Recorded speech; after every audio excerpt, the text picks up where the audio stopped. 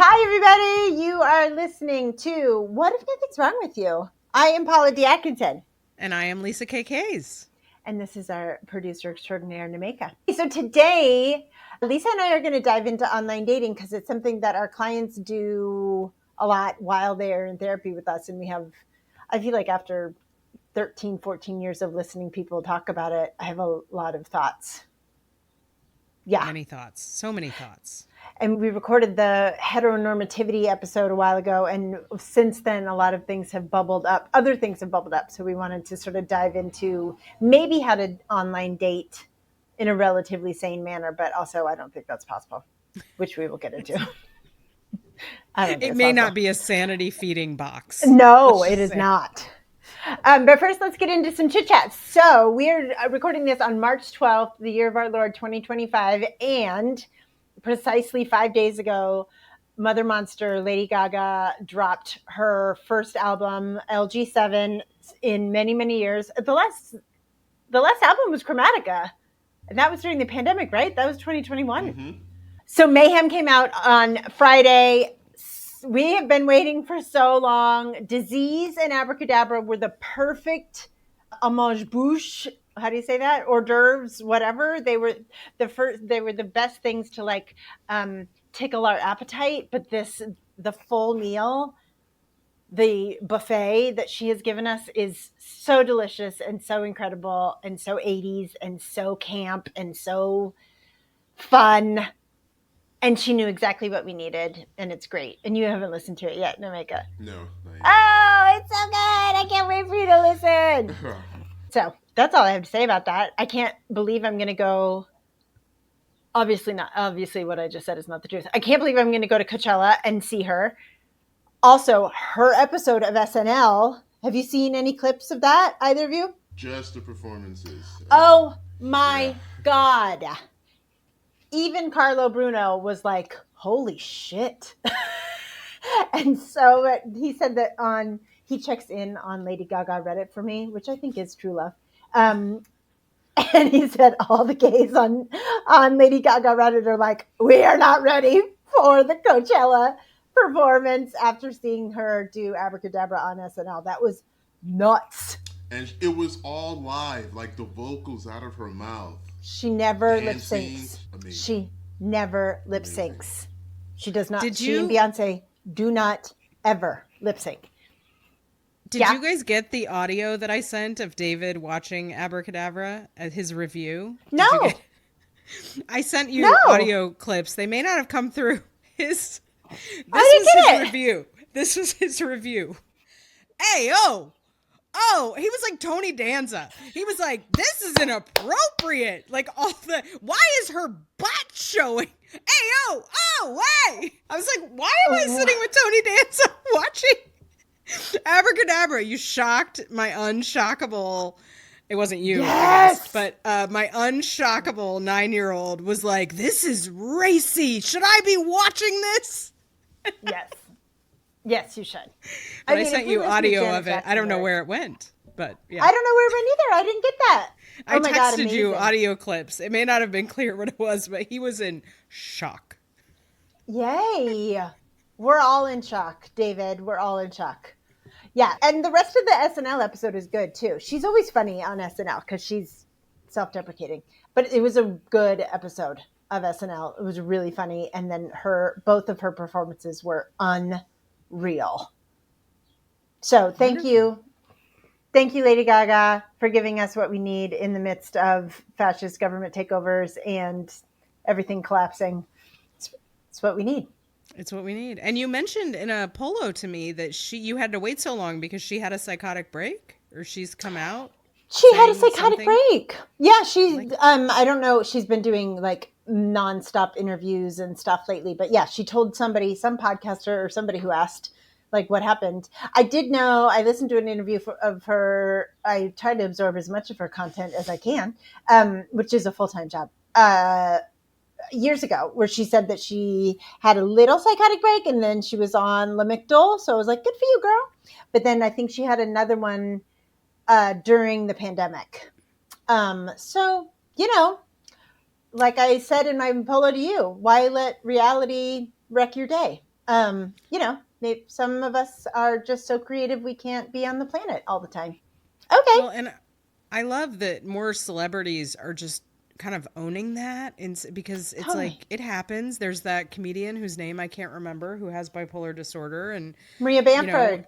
yeah, has been like Love. hospitalized many times and just owns it and talks about it. That guy that went to rehab for addiction and has a whole special about it. John It's like, Mulaney. let's just normalize that sometimes our brains go a little wonky, and And that's the fine. most career, I mean, and like Krishnamurti says, to be considered sane in an insane culture is not a compliment. And so the most creative people among us, sometimes their brain does not align with this Yeah. fucked up plane of existence. Good for them. And it's like we don't have to. I think we used to just write them off, right, as crazy, Totally. or and it's like we don't have to do that anymore. No. Like people can just have some moments where and we don't have to worry that their whole claim to sanity or anything they have to offer us doesn't count anymore. It's very complicated and life has ups and downs. And Yes. so do our brain chemicals, friends. And sometimes your body is sick and sometimes your brain gets sick, and who even knows if that's what's happening, or again if they're just breaking with reality because reality kind of sucks. Yeah. Yeah. Wonderful. Thank you, Gaga. So we got a comment on one of our TikToks from our episode that was about how to do our best to get through the all the horrors of the current administration. And one of the comments that Nemeka sent to us, which I love, was about the community building part specifically, where I was talking about to perhaps be a little bit more choosy. And right, like my favorite thing, do not, before you diagnose yourself with a mental illness, make sure you're not surrounded by assholes. And somebody said, well, like I kind of agree with that, but also, and I'm quoting it word by word right now. I meet too many white people who refuse to tolerate any discomfort in community and cannot do conflict management. And I was like, touche, that's true. Mm-hmm. Yes, Yeah. yes, and Yeah, it's both. And the way I thought about that a lot, and the mm-hmm. way I think I organize it in my life and in my brain, which may or may not be correct because I have a white brain, is that in spaces where I am seeking comfort and where I'm seeking Yeah, like rest and relaxation, like my yeah, friends, it's like I don't really want to be in a lot of conflict. A little bit, sure, but that's not really what yeah, I'm seeking. But I think what this person is talking about is that in purpose-driven spaces where it's like you're trying to yeah. build a coalition, you are trying to do something, Activism and spaces, yeah, we get this is the left just splits itself. It's like we get totally, so moralistic about, well, I agree with you on these 9 things but not this 10th, and it's like, well, but can yeah, we, and we have very little capacity and yeah, that is problematic because that serves totally. the oppressor. That's not great, and I think that's a fair critique that we don't have the skills to tolerate, like, keep your eye on the prize, guys, and let's Yeah, figure this out and be a yeah, little uncomfortable or tolerate. I mean, if someone of this is, when people are the whole white fragility thing and it's like yeah. somebody's and then the person, and that's not great. Goes So it's into both but I white don't want to lady do that tears. everywhere. Yeah, I love that. I think the way I was talking about it was specifically like within, like living through in resistance of fascism to create community and to be choosy there, because you do want to, like I said, like the, toddler belly people, like you want to be in a place where you can feel relaxed and you can be comfortable in your body. But also this commenter, absolutely good point. Mm-hmm. It's like Carlo and I were talking about um, the actor who's in The Last of Us, Bella, what's their last name? I forget their last name. But Ramsey, thanks, Jamaica. They have come out to say they were like only they, them pronouns, and now they've come out to say, like, I don't really care. You can call me she or he or they, which is what JVN always says, which I love. And there was something like relaxing about that. And it reminded me of this kind of thing of like sometimes white liberal people can be so militaristic about doing the right thing, and it's like, I get that, and yes, I support completely that we need to be careful and be deliberate and be reverent of everybody's pronouns.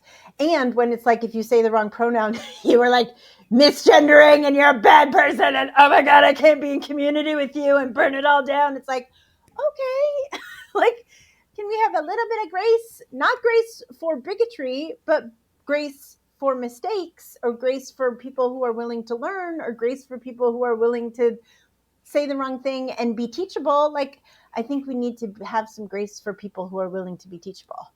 And it's good faith. I think of it also, it's good faith and bad faith actors, Yeah. right? It's like, are people there with a purpose of disrupting and making it impossible for the group to function? And is the group making that okay, or is the group combat? There's there's different ways to kind of assess like productivity but it's like and sometimes we're probably gonna have, if we want to, like for right now, I'm like, if we're gonna take down Elon Musk, we're probably gonna be aligned with some of the racists and the sexists and the MAGA assholes, right? I mean, it's like we are going to have to cross a line, cross ALIGNE with people that we don't agree with on everything to get the one thing we want. Like, I mean, racists might want healthcare. Like, so I think racists do want healthcare. Yeah. Yeah. So it's like, if we want healthcare, and that's uncomfortable, but it's like, we may have to figure that out, guys. And the circles, right? Like, I'm not inviting them over for chili, right? But like, I might show up to a protest with that person, but I'm not, they're not, I don't want them to have my password to my phone, you know? No. Yeah. No. Great. So thanks for the comments. We love all the comments. We love especially the comments that are like, broadening and widening the conversation. And as Lisa and I are improv dorks to our souls, we will probably say, yes, and. Yes, and. Yes. Great. So, Lisa, you had some more thoughts about our heteronormativity episode that we did a while ago. Yeah, I think this was the first one where afterwards I was like, oh, I wish I'd said. Oh, yeah. And what I was thinking, because we often talk about rumination as a response to things, trying to accept things that are unacceptable. Yeah. And we often talk about that meaning things people do to us that are unacceptable. And what I'm also becoming aware of is that much of our rumination, when I watch, because therapy is a lot of listening to people's rumination. Totally. It's also people bumping up against the box. Yeah. And so then they end up in conflict with each other when really they're actually more expansive than the box, and then they're beating themselves up over it, or trying to convince themselves, I don't need this thing or want this thing. There's something wrong with me. It's the box. So if you're ruminating, that might be something you might ask yourself, is like, am I bumping up a pretend box that some white man invented for me, you know, decades and eons ago, and maybe the box is dumb and I could just want what I want and not judge myself for it. Word. Yes. Great.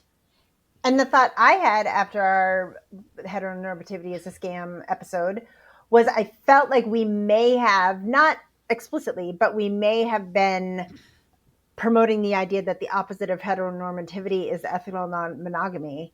And that's not true. And so I wanted to make sure I said, I believe the opposite of heteronormativity and all of the things I mentioned, the allonormativity and the obsession with coupling up, the obsession with marriage being an achievement, which it fucking isn't, the obsession with, if a person doesn't have a partner, then there's some moral failure, all of that. So I think that the opposite of all of that is just freedom, and freedom and freedom. And I wanted to say something that I say to clients all the time, couples and individual clients, is, and I just said this to somebody yesterday who just got engaged, and she's older. She was in her mid 40s, and she was like getting really scared. She was like, I'm supposed to be happy, but I'm freaked the fuck out because I've been single for 45 goddamn years. And so I said this to her that she could take to her partner who she's about to marry. Each couple is different. So like I exist and I have never existed ever before, and my partner exists and they have never existed ever before. And the combination of us, this thing that we're creating together, has never existed before. We get to do whatever the fuck we want. We don't have to fit in, like you were just saying, that goddamn box. We don't have to fit into any box. I mean, part of the reason why I've never gotten married is because I don't want to be a wife. That word makes me barf a little in my mouth. And because there's so there's so much stuff in that word, and to be reminded, and it's such a good reminder, and it gets lost so fast that Carlo and I get to create whatever the hell we want. And so I will remind everyone of that you don't have to do it like anybody else is doing it.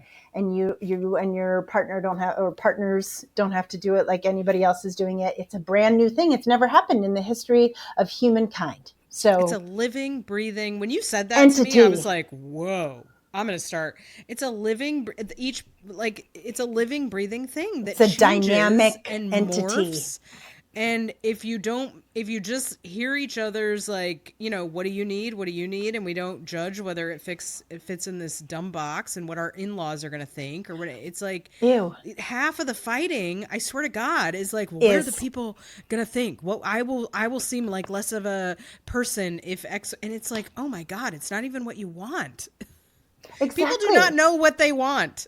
We don't even let each other, which we're going to talk about with the online dating. But it's like we have been so programmed out of even considering what we want. Oh my God. Absolutely. And in the spirit of every couple is different and every relationship is different and whoever is making that relationship gets to make whatever the fuck they want, we wanted to say rest in peace to Dolly Parton's husband, Carl Dean, who passed away like a week and a half ago. They've been they've been together for 60 years. And Lisa and I were talking about how goddamn beautiful it is that they really did whatever the fuck they wanted.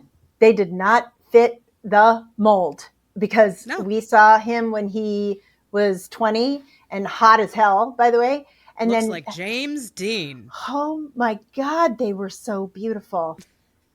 I mean, Dolly's still beautiful. I mean, I'm sure he was beautiful till the day he died, but like the last time we saw, there are photos of him is like 1972. So I don't know what he's looked like the past 50 years, but God bless them. Because Dolly was like, I'm going to go be the most magical, incredible recording artist of all time. And he's like, cool, I'll be right here. Bye-bye. And you sent me TikToks, which I didn't know about, where she was like, the only rule that we have, he can go do whatever he wants. I can go do whatever I want because why would we limit each other?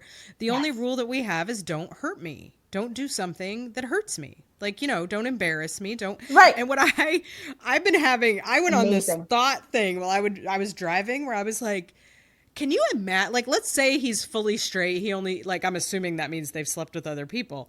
And you're the woman sleeping with Dolly Parton's husband. I'm like, is there an NDA?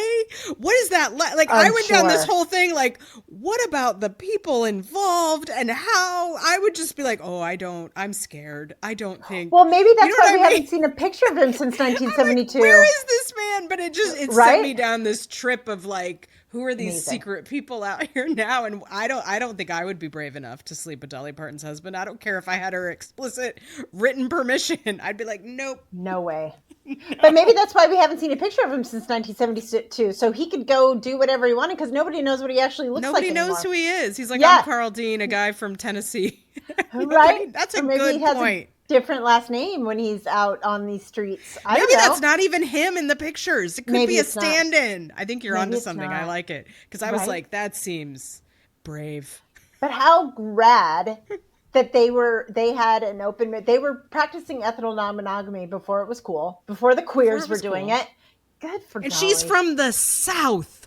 She was this quintessential feminized, and I mean, going on shows, having to pretend to be this whatever, telling who's her face, like, you want to talk about my boobs, fine, but she knew everything was stupid before anybody knew how stupid it was. Smarter than everyone in the room. If you haven't checked out her podcast, what's that podcast called? Because that is a world. America by Dolly, something like that. Yeah. But also there was a Netflix documentary about her a while ago that was also, everything about her is perfect. She is not one of us. She's an alien. She knew what was up. She knew what was up. Yeah. She's incredible. So RIP to Carl Dean. And what a great example of two people who get together and then encourage each other to do whatever the fuck they want.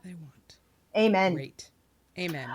Okay, so let's talk about online dating because people talk about it a lot and it seems terrible.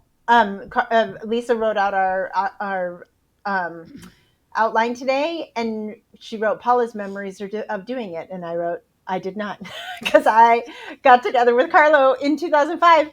So I have absolutely no personal experience of it. Although Carlo and I did meet on the internet. We met on Friendster because he's a creeper, and it was 2005. How did you get linked on Friendster? How did it? Because Friendster was only he for totally your friends. told me. I mean, this is for the children listening. This is pre-Facebook. Was it pre-MySpace? No. It was post MySpace, pre-Facebook. Pre-Facebook. Okay, so Yes. it filled in that gap. Yeah. Yeah. We actually have it printed out in our bedroom for our 5th anniversary. He went back and he found our first messages back and forth. It's really funny. He just made fun of me, and then I made fun of him, and now it's 20 years later and we're still together. Yeah, he just like found, I have no idea. He was just a fucking creeper. I love that. You dated your stalker, your Friendster, my your Friendster stalker, yeah, which is Friendster. kind of amazing. Kind of amazing.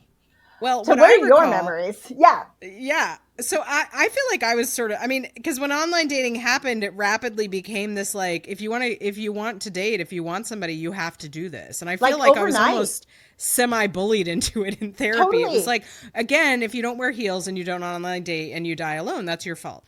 Jesus. And so I went through a period where I did it, and then I quit doing it, decided I was actually fine being alone and actually meant it. And that's when I met David, not via online dating, because I don't think I had a nervous system that could tolerate, which we're going to talk about. It is an anxiety-ridden thing. And I do remember which I think this is true. I just told my son this. I said, I was once told that I have a specific kind of social anxiety that is only related to men to men and men that I am attracted to. Because but I'm like, I'll hide behind a tree. I'm like, don't talk to me if I have a thing for you. So it was very hard for me to even give men a chance. But what I remember was, first of all, I did go out on a date with a guy who was not what his profile said, completely inebriated by the time I got there. Whoa. And told me that he slept with a gun under his pillow and was like, how do you feel about that? And I was like, yeah, I'm out. I mean, that's what it was like back in the day. Wow. And then my distinct impression was remembering that and being enraged. I felt like every date I showed up on was just a guy waiting for me to perform. Ew. Like, he wouldn't talk. They wouldn't ask questions. And I literally would leave just feeling like, what am I supposed to do? Like dance? Like some sort of, it felt terrible. But I, of course, internalized it as like, well, I guess I'm not finding the right guys, or I guess there's something. And then I took my DC, again plugging the DC Grassroots Comedy, stand-up comedy class for only women and non-binary people. Amazing. Yeah. Amazing. And a speech pathologist I took the class with, I wish I could remember her name, but I cannot right now, told this amazing joke about how she felt like when she was dating, she was doing speech therapy. And she'd be like, so I asked you a question. Now you ask me a question. And I was like, oh my God, it wasn't just me. I love that joke more than. And so those horrifying were and hysterical. My impressions, but I also saw this thing that was like, men don't talk to you on dates because they feel like they're just being interviewed for whether or not you're going to have sex with them. And that's really why they're there. And that was so clarifying. I was like, that would explain this whole thing. So I did not find it to be a very rewarding experience. That said, I'm not sure I was available for it to be. Yeah. Because of the serial killer factor, which I'll just go right into our list of online dating things. Please. So what I say to women who come to me, and they will often say, or anyone, but it wouldn't be men in this case. They'll be like, there was no chemistry. We went on a date. I liked him. He was funny. We talked. It was cool. But like, there's no chemistry, so I'm not going to see him again. And I often will say, well, I'm not sure that chemistry is difficult to navigate when you are trying to assess if this person is going to murder you. Which consciously and unconsciously is what women are doing when they meet a man outside of a context. You have no social context for this person. You have no friend referrals. You have your nervous system should be assessing for like safety and survival based on Yeah. everything we know about male The female truth dynamics in the, I that mean, I they don't know of are any our women number one shooting up predator. schools, right? Yeah. Or women, Yeah. you know, you don't hear about women killing men on vacation or that's not. And so what I say is I would give it maybe up to 3 to assess chemistry, because I don't think in most cases, unless you get that crazy initial chemistry, which is often also not the best sign. Totally. Not always the best sign. You might want to back away slowly from that as well. Yeah, Yes. that if this is somebody you like as a human being, you have fun with them, you Yeah. enjoy conversing with them, I tell people I wouldn't expect chemistry too soon, because this is not a safe, normal thing to do. No, they are our number one predator. The number one killer of women is men. That's it. Yeah. And we're like going to go on dates with them? Yeah, it's horrifying. Yeah, ones that we have no social context for.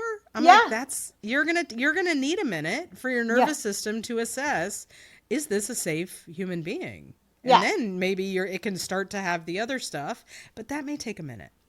And that's only for obviously straight women. But yeah, I think that's a good point. My thing that I tell everybody, number one, is, like I already said, you cannot be sane and online dating at the same time. It is an absolutely absurd, bizarre activity. It's so deeply fucked up. And so because I think a lot of times clients will come to me of all genders and people who date all genders.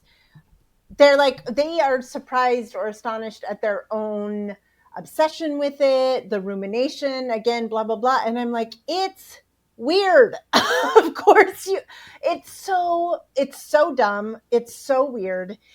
And I say all the time, the online shopping like literally you go from Amazon to a dating app. That's weird, right? You're like, which shampoo should I buy? Which human should I go on a date with? It's the same vibration. So that it leads to inevitably this, like, perhaps I can get something better, cheaper, hotter, like reading the reviews. It's the same vibration and it's a human being. It's just so weird. So I am always telling clients, like, just lean into how fucking weird it is. And you don't know if somebody's a bot. It's like you don't even know if they're even so real. Weird. It's like they can be a bot and you're having to deal with like rejection or why did that not work? And you have no context for like maybe their ex just walked back into the picture. It's like such a bizarre. It's people shopping. Catfishing. Yes, totally. Right? Yeah. So like I always like there's no other way to do it now. This is what we're doing. Okay. But to give yourself permission to be like, this is fucking weird, you guys. Yeah. It's weird. I mean, even online shopping now, half of it is a scam. It's like, exactly. And then you're dealing with this. I got to deal with the normal people things like rejection and sorting this out. And like, Are you a serial killer?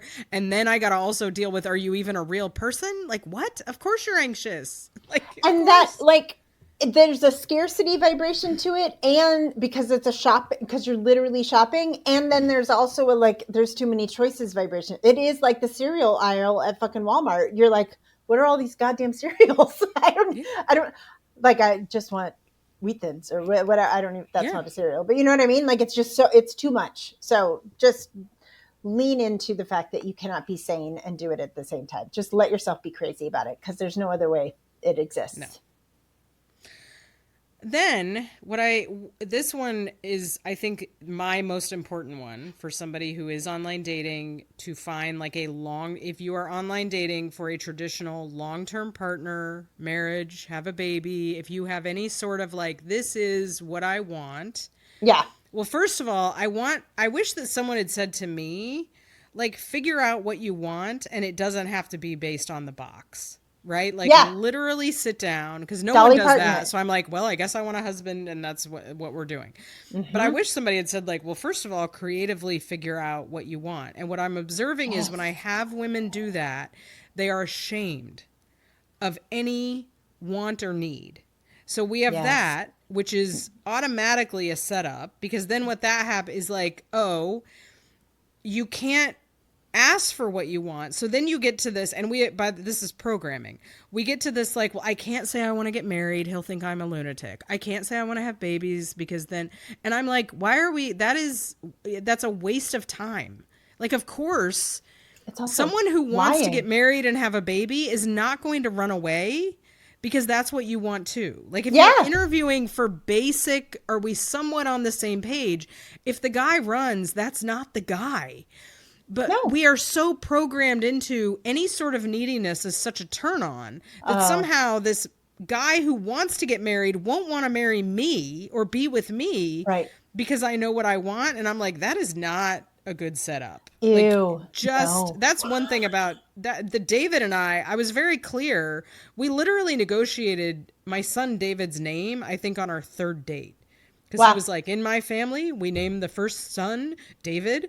Will that work for you? And I was like, I think that is profoundly stupid. Not a deal breaker, but his middle name will be K's. And I get to name the second child. Like, we negotiated it because, like, what are we doing? So I say to women, name what you want up front Yeah. and say no. Say no to something early and a lot. Yes. Because you need to know how the person reacts to boundaries, to you being an autonomous person. You need to just assess how they do that. And people are afraid. They're like, well, I don't want to mess up the, it's like, yes, you do want to mess up the vibe because you need to figure out, is this person a grown adult? And Who can deal with vibes be in being a messed up? mutual Yes. relationship? Yes. Because what people do is they lose a year and then they're like, well, I spent a year and now I'm going to find out if he's an adult, but I have all the sunk costs. I'm like, oh my God, just get out. Make it efficient. Make it efficient. Right. Because then we do what humans are wont to do, which is that they will double down when they're wrong. I mean, look at an entire party right now, right? Like people will double down when they're wrong they would rather double down than deal with the grief of having been wrong for a year. So Yes. it's like, it's best to do it early. Like, do it Figure early. It out.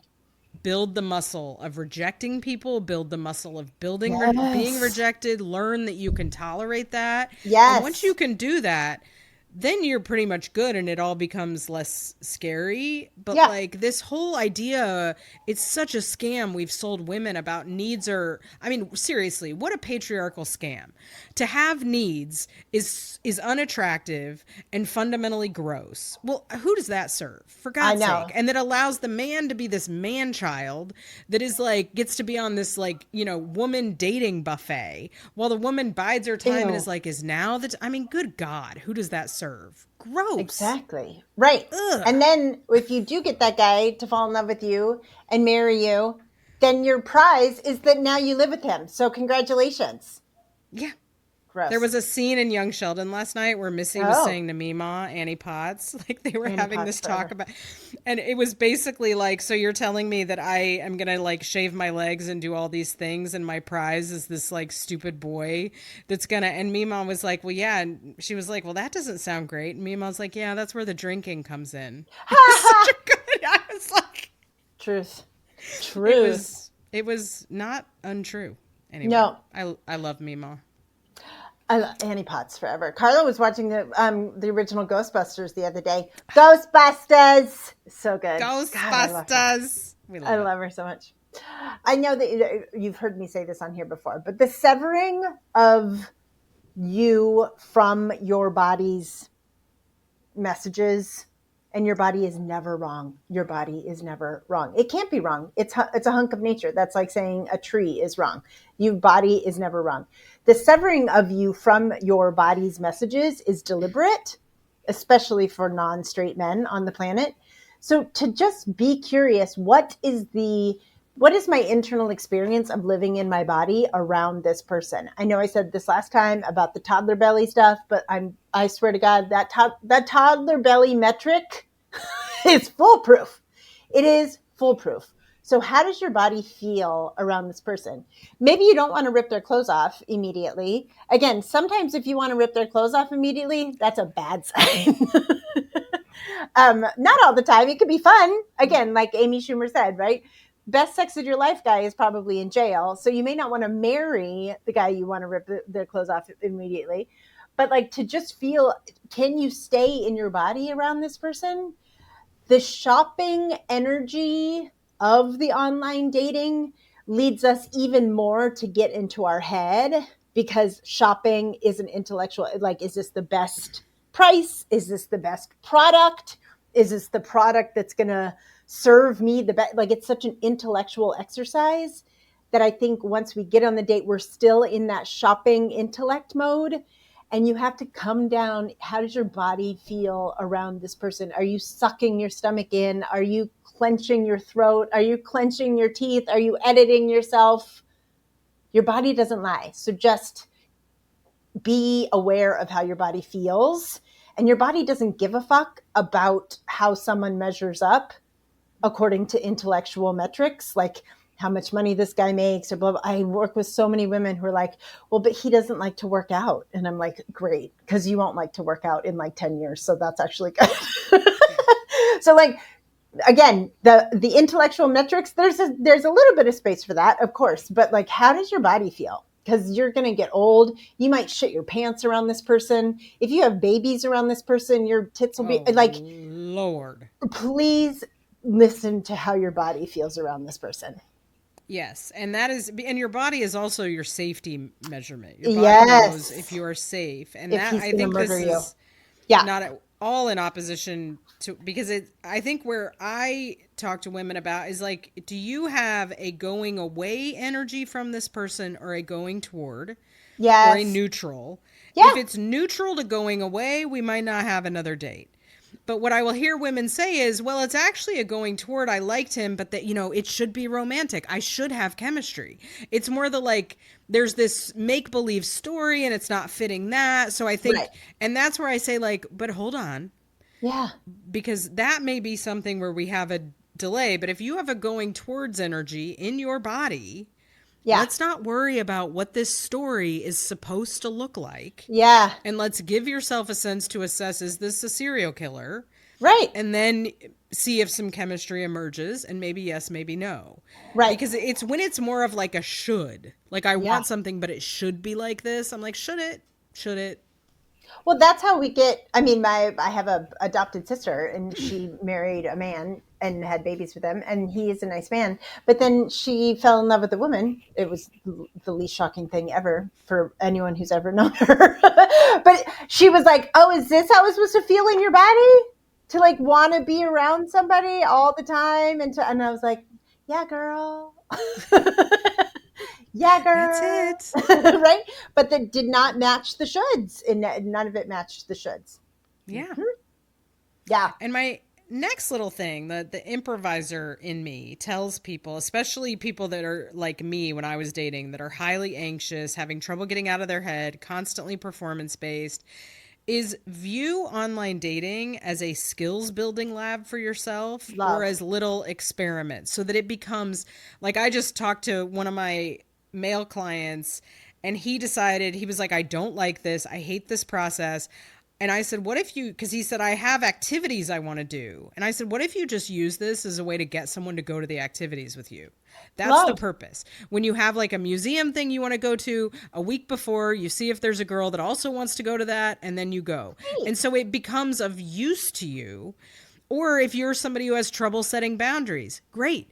Do 3 months of online dating, and all you're going to do is practice boundaries on literally the lowest stakes people on the planet, because you don't know them, don't have to ever see them again, and you can see what it feels like, get used to it, and see how it goes. You can do all kinds of little experiments to make it kind of selfish, really. Yeah. And it also then takes the performance and like the stakes and the outcome out, and who knows, that may lead to something better or not.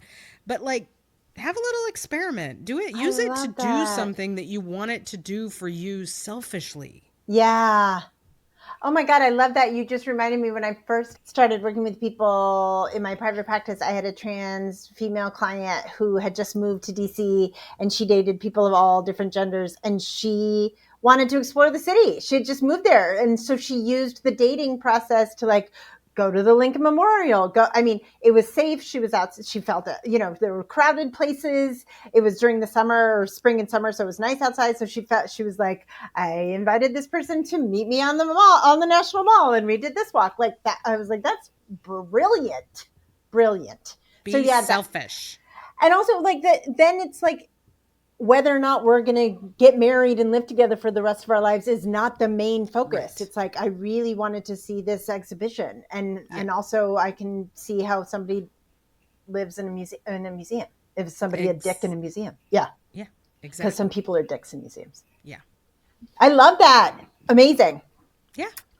Okay, my last one is infinite permission to say no thank you. And you kind of already said this, right? I stole this from my friend Josh, who did a lot of online dating at one point in our friendship. And the way he would say no thank you to boys that he no longer wanted to go on dates with was, I just don't think it's in the cards for us.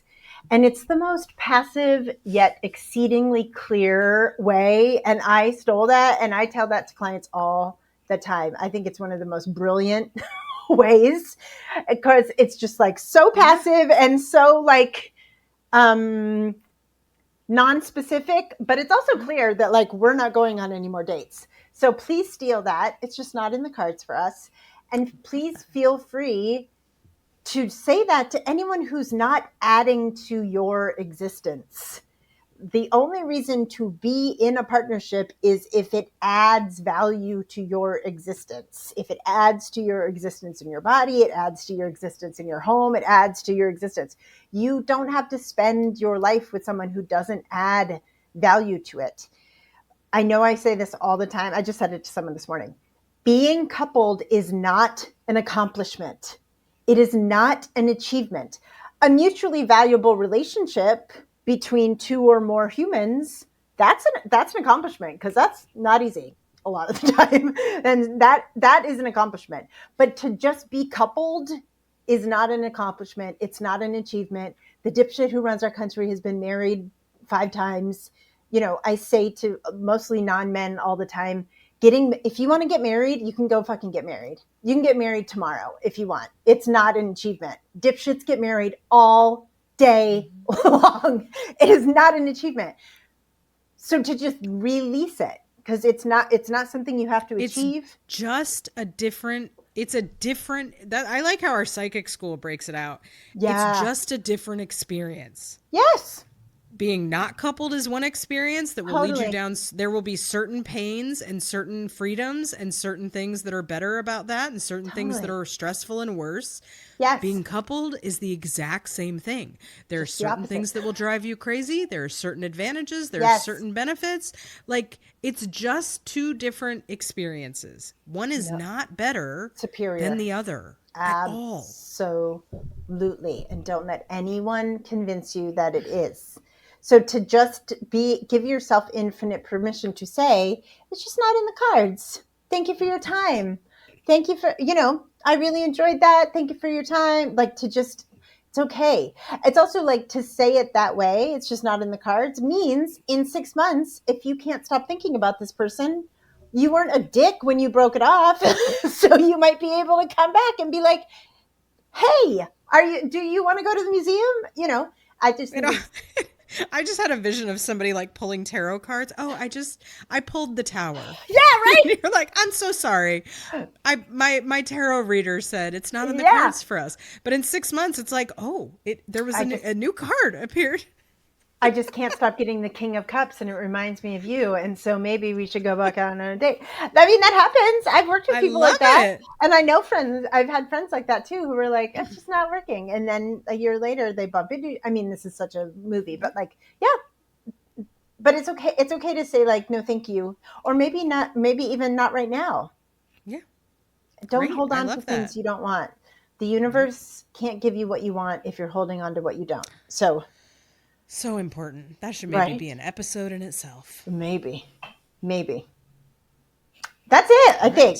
That's it. I think we've said what we can say about online dating. I feel like we just coached the hell out of that. So unless anyone has questions, thoughts? Yes. If you have questions or thoughts about online dating, if you have funny stories about it, I mean, I feel like online dating is just full. It is a great story factory. Rampant for online. That can be what you're using it for, a story factory. Stories. Have people already written lots of books about it? I'm sure they have.